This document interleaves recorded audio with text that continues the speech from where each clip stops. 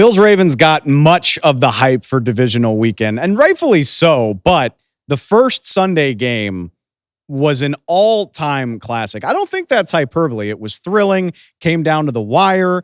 The snow in Philadelphia provided a very memorable backdrop as the Eagles hold on to defeat the LA Rams 28-22, a game that with 5 minutes left looked decided and was very much not. Just a very fun afternoon, and it is the Eagles who advance to the NFC Championship, where they will meet their NFC East rivals, the Washington Commanders, an all NFC East NFC title game, I believe for the first time since the late 80s. Washington traveling to the Link. And speaking of the Link, our guy, Ralph Vacchiano, was on hand at Lincoln Financial Field in Philadelphia to watch this. Ralph, thanks for taking the time, man. How you doing?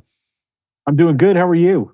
I'm phenomenal, especially, I mean, this is why you say divisional round football is so good. I mean, I was on the edge of my seat for the entire final 4 or 5 minutes of this game. And look, Ralph, I got my notes right here. I got about 1,000 Saquon Barkley stats, and we can definitely talk about how much he's meant to this team and this game. But I feel like in the wake of what happened at the end of this game, we got to give some credit to Jalen Carter and this Philadelphia defense for, we know they've been good throughout the second half of the season, but this really felt like the Eagles defense and specifically Jalen Carter put their stamp on this season, the way they were able to get that turnover on downs at the end of the game.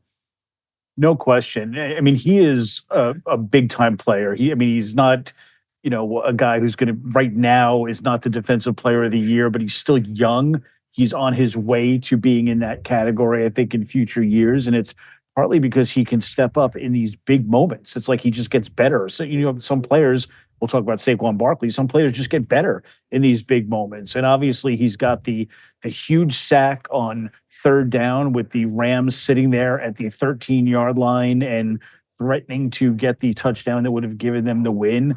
But earlier than that, after the Eagles had given up a safety, he forced a fumble that stopped the Rams' momentum. He was just all over Matthew Stafford in this game constantly. So, this Eagles defense was ranked number one, and they like telling you that in the locker room. They want to remind people that this isn't a Jalen Hurts, Saquon Barkley team only. This defense is for real.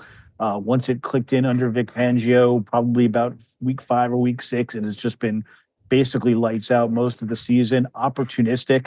They're great in the big moments, and it's because of players like Jalen Carter who just come through when it matters the most. And, when it looked like the Eagles offense wasn't quite going to pull this out, they made sure they were the ones who helped pull it out. 5 tackles, 5 pressures, 3 quarterback hits, 2 sacks, including the one that really put the Rams behind the 8 ball, a forced fumble of Kyren Williams. That's all Jalen Carter. Just an incredible day from him. But I'm glad you mentioned that because Carter was incredible. I think he's the player of the game on defense anyway. We'll get to Saquon, obviously. But there were so many contributions from newcomers and veteran players alike. I mean, I think Darius Slay has quietly had a really strong postseason. Nolan Smith also got a strip in this game. He stripped Matthew Stafford coming around right tackle in the fourth quarter, in the second half anyway. You got Zach Bond, the newcomer, making big plays. Chauncey Gardner-Johnson, who dipped out for a year and then came back, he's making plays. I love the way that, the old heads are doing their thing and these young draft picks they seem to be growing together. It's a very fun dynamic, all the different ways the Eagles are getting plays on defense. Yeah, they're deep. They're deep. They're solid. They lose Kobe Dean to an injury last week, and they don't really lose much of a beat at all because so many players can contribute. And I don't think Jalen Carter could be this guy, but they don't have what they had in years past. They don't have that one star guy, the Hassan Reddick, what he used to be for this team. What they have is 11 guys, maybe even deep as 15, who can really play and all contribute in their own ways. And it's not going to be spectacular. And really, I think this is why it took a long time for people to come around with the Eagles defense, they weren't doing spectacular things. They struggled earlier in the season, for those first 3 or 4 weeks. And, then about halfway through the season, you look up, it's like, holy cow, they are playing really well. And you can't quite put your finger on it, but they tackle well, they cover well, they get enough pressure, even though they're not the 70 sack team they were 2 years ago when they went to the Super Bowl. They get enough pressure on quarterbacks. They flush them out enough. They're all just really, really good. And maybe Jalen Carter becomes that one-star guy that every great defense needs. But even without that, they've got enough there to do a lot of damage. After halftime of this game, the Eagles forced 3 3-and-outs, 2 takeaways, as well as the turnover on downs that ultimately decided this. I mean, when your defense is capable of doing that, of really holding the Rams to one productive drive in the entire second half of this game, it gives you so much breathing room on offense. And let's talk about that, because it's funny what I'm about to say, because Saquon Barkley ran for 205 yards in this game. If you're listening to this show, I bet you know that. Saquon Barkley was phenomenal, but not a memorable day for anybody else on the Eagles offense. And it felt like the end of this game was the Eagles saying, Saquon, please get us out of this. And thanks to the defense, it was enough. How do you balance the very continued incredible season for Saquon, torched the Rams again, while also noting this is the second straight week where, yes, I know it was snowing, but this Eagles passing game leaving a little to be desired as you head into the NFC Championship game? Yeah, that worries me a little bit if I were them. I mean, obviously, it doesn't get any easier as we move on in the playoffs. They're going to have a huge test against the Commanders next week. A Commanders offense that is just clicking more than anybody could have hoped for. And obviously, if they get to the Super Bowl, it'll be the best of the AFC. They probably will need more than Saquon Barkley. And you might want to say, let's dismiss this game because of the snow, but there was last week too. And before that, Jalen Hurts was out for a few weeks. So what he's looked like is a guy that's a little out of sync. He and AJ Brown are not on the same page. And I don't know who's at fault more. Obviously, AJ Brown had that one big drop, but there's passes that sail over his head, passes that are nowhere near him, which usually means a miscommunication. One guy thinking the other guy is going to go in whatever direction.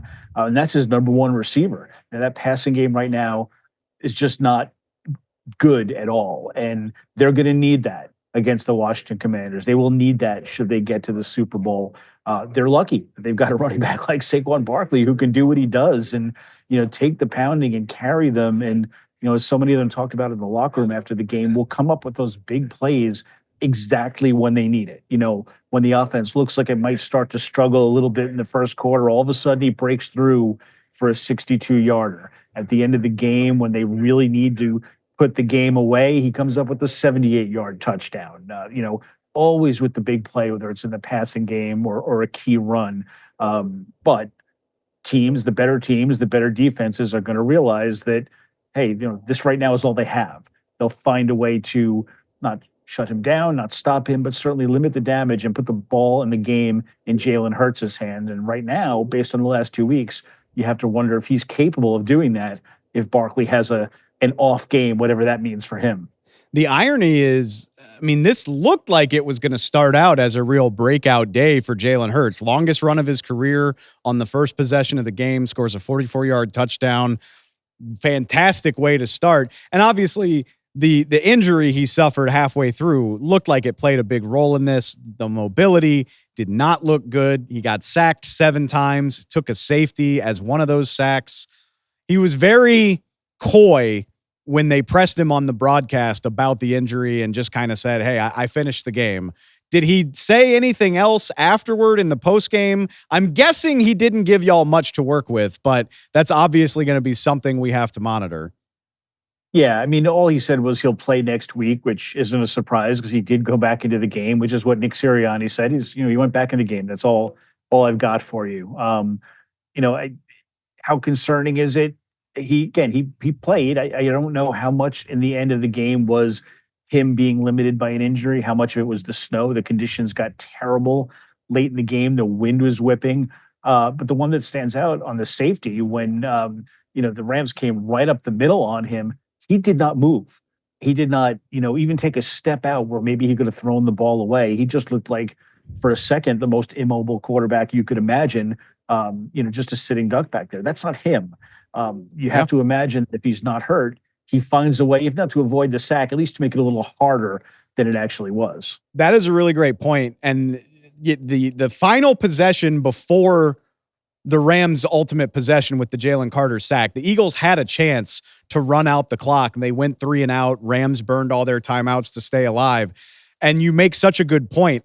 I think people criticized Kellen Moore for calling a play action pass on second down, but typically with a mobile quarterback who's good at finding his checkdowns and good at getting out of the pocket, I think that's a nice call. And I think it's very striking how helpless Jalen Hurts looked in that situation. I mean, the Rams bore down on him immediately, and it was a relatively easy sack. I'm saying 9 out of 10 times, that is a play that Jalen Hurts either makes with his arm or his legs, and you feel good about the play call. I think it's a testament to how banged up he was that looked as bad as it did.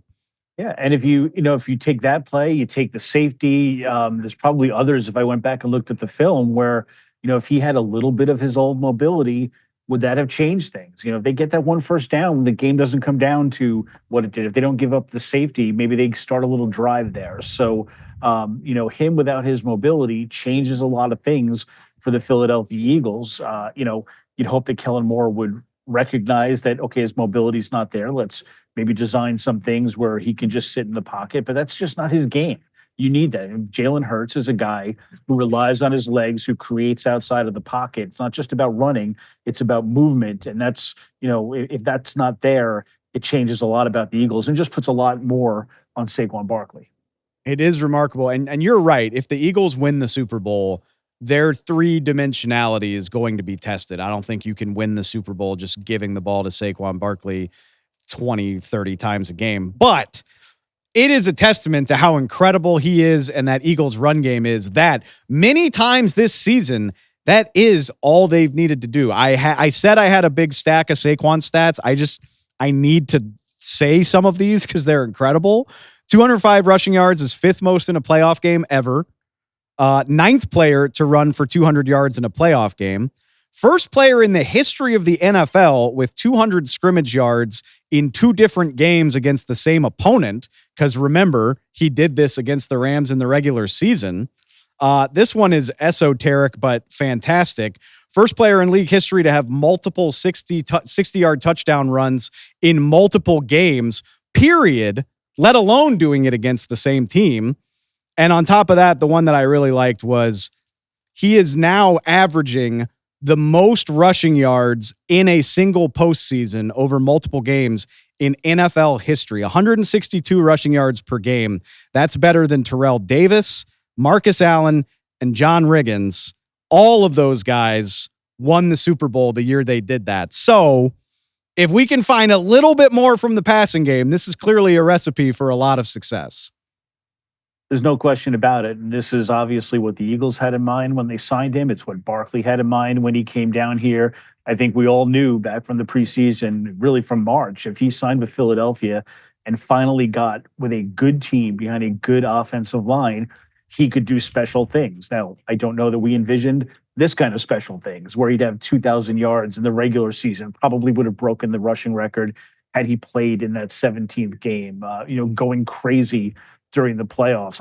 Given the amount of carries he's had, I don't know that I would have predicted he would have even lasted this long. But, credit to the Eagles and they're, early in the season, they were starting to get away from him a little bit. I don't know if you remember that, I think it was the bye week where the offensive lineman went to Nick Sirianni and Kellen Moore and said, what are we doing? We got to run the ball. We got to build everything around this guy. He's a special player. And they have embraced that, and they rely on him, and they lean on him in ways that the Giants never did during his time. Even in the playoff years, I actually was surprised when I looked this up. The Giants had 2 playoff games in his career there, and I looked back just to see how he did.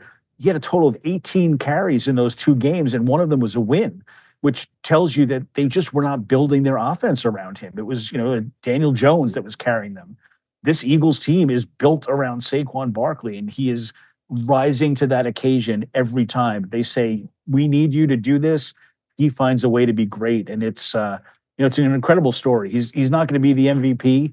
I think that you can make a really good case for him, but this is as close to an MVP year I think as any running back can have in the current passing era of the NFL. I knew he was a good player, and I knew that he would be good on an offense with that much talent, but I severely underestimated what a difference it could make. The dialogue about how much running backs matter. I think we've lost the plot a little bit, and this season was a phenomenal reminder. And that's, we can have all those conversations about positional value. I think a lot of that stuff holds true. But when you put a talent like this on a team that was already Super Bowl capable, the results are absolutely incredible. And I think teams are going to be looking for ways to replicate that after seeing what Saquon Barkley has done for the Eagles.